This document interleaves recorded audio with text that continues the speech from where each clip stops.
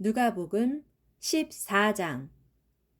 어느 안식일에 예수께서 음식을 드시려고 어떤 바리새파 지도자의 집에 들어가시자 사람들이 예수를 주의 깊게 지켜보고 있었다. 마침 그 자리에는 온몸이 붓는 수종병 환자가 와 있었다.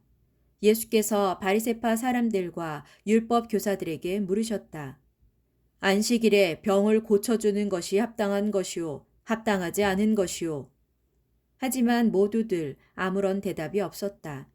예수께서는 그 병자를 붙들고 고쳐주신 후 그를 집으로 돌려보내셨다. 그러고 나서 그들에게 물으셨다. 안식일에 당신들의 아들이나 소가 우물에 빠진다면 당장 거기서 끌어내지 않을 사람이 어디 있겠소? 예수의 이 말씀에 그들은 아무 대답도 하지 못했다. 하루는 예수께서 초대받은 사람들이 저마다 식탁의 윗자리를 골라 잡는 것을 눈여겨보시고는 이런 비유를 들려주셨다. 결혼잔치에 초대받아 가거든 여러분은 윗자리에 앉지 마십시오. 여러분보다 더 귀한 손님이 초대를 받아 올지도 모르기 때문입니다. 그렇게 되면 주인은 여러분이 앉은 자리에 와서 이분에게 자리를 내어주시오 하고 말할 것입니다. 그러면 여러분은 무안을 당하면서 구석진 자리로 내려가지 않으면 안 될 것입니다. 그러니 초대를 받거든 여러분은 아예 잔치 자리 중 맨 끝자리에 가서 앉으십시오. 그러면 주인은 여러분에게 다가와서 친구여 이리로 올라와서 윗자리에 앉으시오 하고 권할 것입니다. 그렇게 되면 다른 손님들 앞에서 당신이 높임을 받게 될 것입니다. 누구든지 자기 자신을 높이면 낮아질 것이요. 자기를 낮추는 사람은 높아질 것입니다. 그러고서 예수께서는 자기를 초대한 집 주인에게 말씀하셨다. 점심이나 저녁 식사에 사람을 초대하려거든 친구들이나 형제들이나 친척들이나 또는 잘 사는 이웃들은 초대하지 마시오. 그들은 당신을 다시 초대하여 되갚을 것이기 때문이요. 잔치를 베풀 때는 오히려 가난한 사람들과 병든 사람들과 절름발이들과 맹인들을 초대하시오. 그리하면 당신은 복을 받을 것이오. 비록 그들은 당신에게 되갚아 주지 못하겠지만 의인들이 부활할 때에 하나님께서 당신에게 되갚아 주시길 것이기 때문이오. 이 말씀을 듣고 함께 식탁에 앉아 있던 사람들 중 하나가 예수께 말했다.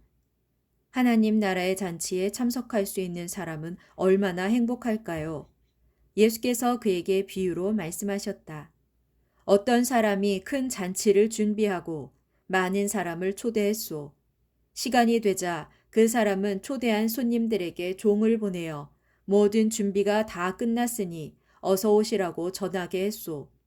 그러나 초대받은 손님들은 한결같이 갈 수 없게 되었다고 핑계를 댔소. 첫 번째 사람은 이렇게 말했소. 내가 방금 밭을 샀는데 거기 가봐야겠소. 미안하오.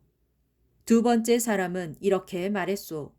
내가 방금 쟁기를 끄는 소를 5쌍이나 샀는데 그것들을 부려보러 가는 길이오. 미안하오.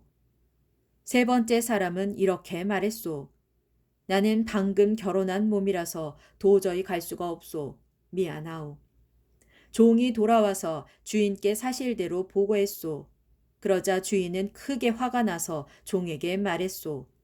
너희는 어서 밖으로 나가서 시내의 거리와 골목골목을 다니면서 가난한 자들과 지체 장애자들과 걷지 못하는 자들과 눈먼 자들을 다 데리고 오너라. 한참 후에 종이 다시 와서 말했소.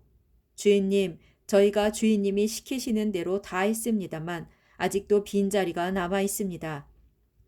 그러자 주인이 말하기를 너희는 구석구석 두루 다니면서 사람들을 다 들어오게 해서 내 집안을 가득 채우도록 해라. 내가 진정으로 너희에게 말한다. 처음에 초대받은 사람들 중에는 어느 누구도 내가 준비한 잔치의 음식을 맛볼 사람이 없을 것이다 하였소. 많은 사람들이 예수를 따르면서 길을 가고 있을 때 예수께서 그들을 향해 돌아서서 말씀하셨다. 누구든지 나를 따르고자 하는 사람은 자기 부모나 처자식이나 형제 자매보다 나를 더욱 사랑해야 합니다. 심지어 자기 목숨보다도 더욱 나를 사랑해야 합니다. 그렇지 않으면 누구도 내 제자가 될 수 없습니다. 누구든지 자기 십자가를 지고 나를 따르지 않으면 내 제자가 될 수 없습니다. 여러분 중에 누가 망대를 세우려고 하면 그 사람은 먼저 전체 비용이 얼마나 들 것인지 계산부터 뽑아보지 않겠습니까? 그렇게 하지 않아서 만일 그 사람이 기초공사만 해놓고 비용이 모자라 망대를 완성하지 못한다면 사람들마다 그를 비웃으며 말하기를 저 사람이 건축을 한답시고 시작만 해놓고는 마무리를 못하는구나 하지 않겠습니까? 또 만일 어떤 왕이 다른 왕과 전쟁을 해야 한다면 1만 명의 자기 병사로 2만 명의 적들을 과연 물리칠 수 있을 것인지 미리 헤아려 보지 않겠습니까? 그렇게 헤아려 보아서 아무래도 이길 수 없을 것 같으면 적군이 아직 먼 거리에 있을 때 화친을 맺기 위해 사절단을 보내야 하지 않겠습니까? 이와 마찬가지입니다. 여러분 가운데서 누구라도 자기가 가진 모든 소유를 다 포기하지 않는 사람은 내 제자가 될 수 없습니다. 소금은 좋은 것입니다. 그러나 만일 소금이 그 짠맛을 잃어버린다면 무엇으로 소금을 다시 짜게 하겠습니까? 짠맛을 잃은 소금은 흙으로도 못 쓰고 거름으로도 쓸모가 없어서 그냥 내다 버릴 수밖에 없습니다. 들을 귀가 있는 자들은 알아들으십시오.